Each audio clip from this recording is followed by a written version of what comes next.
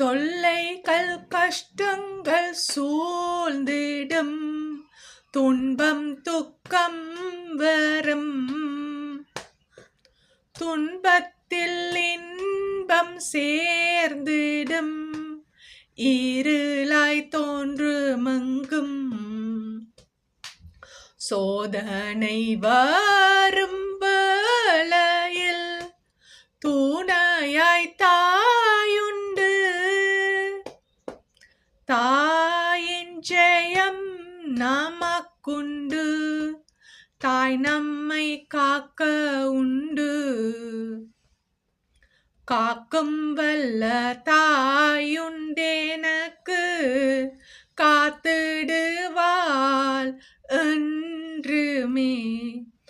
ஐயமிருந்ததோர் காலத்தில் நம்பிக்கையின்மையால், தாய் தந்த தனது பேலத்தால் சத்துருவை வென்றே.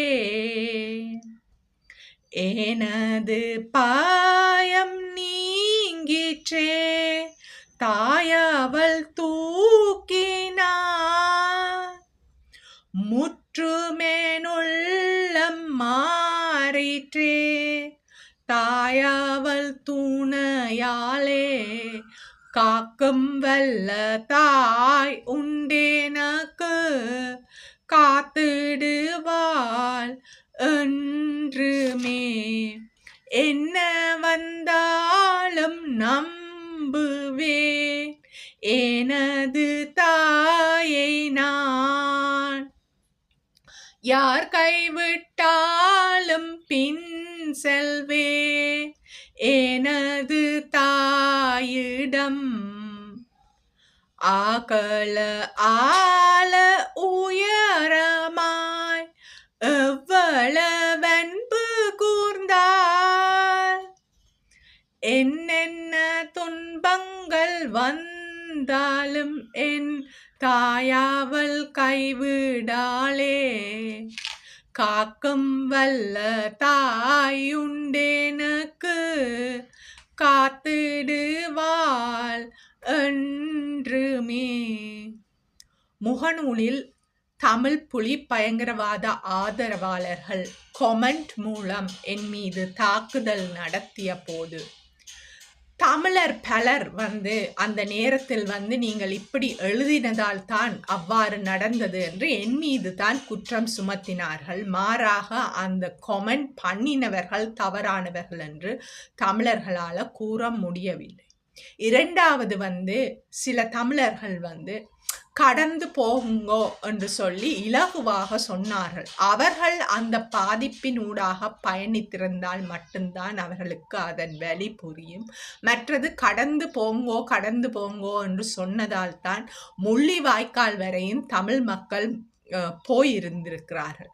ஆகவே இவ்வாறான ஒரு தப்பு செய்பவர்களை தூண்டும் விதமாக அல்லது அதை கவனிக்காது இருக்கும் தமிழர்களும் தப்பானவர்கள் தான். ஆகவே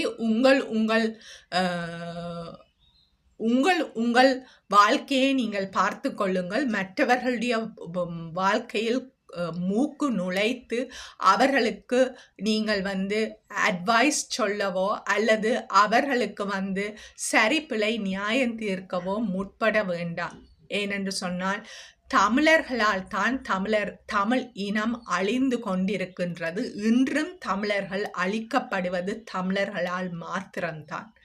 ஆகவே ஒரு பார்வையாளராக முகநூலில் பார்த்து கொண்டிருக்கிறவர்கள் நீங்கள் உதவியும் செய்ய மாட்டீர்கள். அதே நேரம் உபத்திரவம் செய்வதற்காக நீங்களும் அதற்கு ஒரு துணையாக மிகவும் தண்டிக்கப்பட வேண்டிய விடயம்.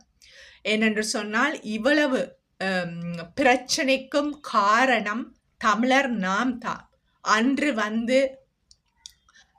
தமிழ் விடுதலை புலி பயங்கரவாதத்தை அழிக்க தமிழர் ஸ்ரீலங்கா அரசுக்கு உதவி இருந்தால் இன்று இவ்வளவு பிரச்சனை வந்திருக்காது. ஆனால் இன்று தமிழ் புலி பயங்கரவாதம் அழிந்த பிறகும் தமிழ் புலி பயங்கரவாத ஆதரவாளர்களை வெளிநாட்டிலும் உள்நாட்டிலும் அவர்களுக்கு ஆதரவாக இருக்கின்ற தமிழர்கள்தான் இன்றும் அதற்கு காரணமாக அமைகின்றீர்கள்.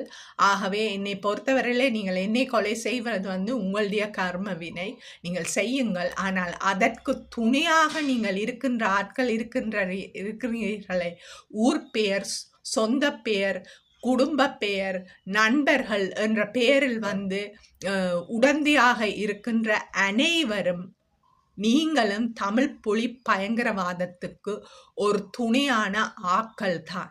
அதில் எந்த ஒரு மாற்ற கருத்துமே இல்லை. நீங்கள் ஒன்றில் மாறாக பேசுங்கள் அல்லது ஆதரித்து பேசுங்கள். ஆனால் இரண்டு நிலைக்கும் இடையில் இருந்து கொண்டு உங்கள் சுய லாபத்துக்காக நடக்கும் தப்புக்கள் யாவற்றையும் சரி என்று ஆதரித்து கொண்டிருக்கும் நீங்கள் நிச்சயமாக நீங்களும் தண்டனை ஏதோ ஒரு விதத்தில் உங்கள் வாழ்க்கையில் அனுபவிப்பீர்கள். நீங்கள் நிச்சயம் அனுபவிக்க வேண்டும். அனுபவித்தால் மாத்திரம்தான் நீங்கள் ஏதோ ஒரு விதத்தில் மீண்டெழுவீர்கள் அல்லது உங்களுடைய அடுத்த சந்ததி அழித்து கொண்டே போகும். அழிவைத்தான் நாங்கள் தமிழினமாக சந்தித்து கொண்டே இருப்போம். ஆகவே இது என்ற 3 தலைமுறைக்கான பெண்கள் தமிழ் இனத்தினால தாக்கப்பட்டுள்ளார்கள். ஆகவே இது எல்லாமே ஒரு சாதாரண விடயம் அல்ல. ஆனால் தமிழர் நாங்கள் பெண்கள் மீது தாக்குதல் நடத்துவதை ஒரு சாதாரண விடயமாக எடுத்து வைத்துள்ளோம். ஒரு பெண் முகநூலில் பகிரங்கமாக பேசினால் அவளை நாங்கள் தாக்குவோம் என்பது. ராஜினி திருநகமவிலிருந்து எத்தனை பெண்கள் அழிக்கப்பட்டிருக்கின்றார்கள், தமிழ் பெண்கள், தமிழர்களால். அதையெல்லாம் நாங்கள் நியாயப்படுத்தி சரி என்று சொல்லி எங்களுடைய மனநிலை இருப்பதால் தான் இன்றும் தமிழ் பெண்கள் பாதிக்கப்பட்டு கொண்டிருக்கின்றார்கள். ஆகவே தமிழ் பெண்களுக்கு எப்போது சுதந்திரம் கிடைக்கின்றதோ அதுதான் தமிழ் இன சுதந்திரம். அதற்கு ஆணாதிக்க சமுதாயம் நீங்கள் ஒப்புக்கொள்ளவே மாட்டீர்கள். உங்களை பொறுத்தவரை உங்களோட விந்து வெளியேறணும், உங்களோட விந்துக்காகத்தான் நீங்கள் வாழ்ந்து கொண்டிருக்கு. அந்த விந்துக்கு சந்தோஷத்தை வழங்குவதற்காக நீங்கள் எந்த பெண் மீதும் தாக்குதல் நடத்துவீர்கள். இது இன பிரச்சனை இல்லை, இது விந்து பிரச்சனை. உங்களுடைய விந்துக்காக நீங்கள் ஆயுதத்தை ஏந்தினீர்கள். உங்களுடைய விந்துக்காக தமிழ் பெண்களை அவமானப்படுத்திவிட்டு அந்த பொய் குற்றச்சாட்டை ஸ்ரீலங்கா அரசின் மீதும் ஸ்ரீலங்கா இராணுவத்தின் மீதும் நீங்கள் போட்டீர்கள். எல்லாமே உங்களுடைய விந்தின் தேவைகளை நிறைவேற்றுவதற்காக நீங்கள் செய்து கொண்டிருக்கிறீர்கள். செய்யுங்கள், செய்யுங்கள், செய்யுங்கள். எவ்வளவு காலத்துக்கு உங்களுடைய விந்து ஆடப்போகின்றது? இன்று பல முன்னாள் போராளிகள் அல்லது மாற்று இயக்க போராட்டத்தில் ஈடுபட்டவர்கள் அவர்கள் இளைஞர்களாக ஆயுதத்தை ஏந்தியவர்கள் இன்று அவர்கள் முதிர் வயதில் என்னவாக இருக்கிறார்கள்? ஒரு சாதாரண மனிதனாக, ரைட்? ஆகவே இந்த விந்து பிரச்சனையும் நீங்கள் சாதாரண கட்டத்தை அடையும் போது, முதிர் வயதை அடையும் போது அது ஒரு பிரச்சனையாக உங்களுக்கு தென்படாது. அந்த வேளையில் நீங்கள் யாவற்றையும் உணர்ந்து கொள்வீர்கள். ஆகவே தமிழினம் தலை நிமிர்ந்து வாழ வேண்டுமானால் இந்த முதலில் தமிழ் விந்துக்களுக்கு அதுக்கு ஒரு நியாயத்தை கண்டுபிடிக்க வேண்டும். அதுக்கு ஒரு பிரச்சனைக்கான தீர்வை கண்டுபிடிக்க வேண்டும். அந்த தமிழ் விந்துக்களுக்கு நியாயம் கிடைக்கும் போதுதான் தமிழ் இனத்துக்கு விடுதலை கிடைக்கும். தமிழ் விந்துக்களுக்கு சுதந்திரம் கிடைக்கும் போதுதான். என்றால் இப்பொழுது எல்லாமே அவர்கள் கள்ளமாக செய்கின்ற விளையாட்டுகள். அதற்கு அவர்கள் பெண்களை உபயோகிக்கிறார்கள். அவர்கள் கள்ளத்தனமாக தாங்கள் செய்யும் தங்களுடைய காரியங்களுக்காக பெண்கள் மீது பழி போடுகின்றார்கள். ஆகவே தமிழ் விந்துக்காக நாங்கள் பிரார்த்தனை பண்ண வேண்டிய ஒரு காலம் இது. இது தமிழ் விந்துக்களால் தான் உருவாக்கப்பட்ட ஒரு பிரச்சனை.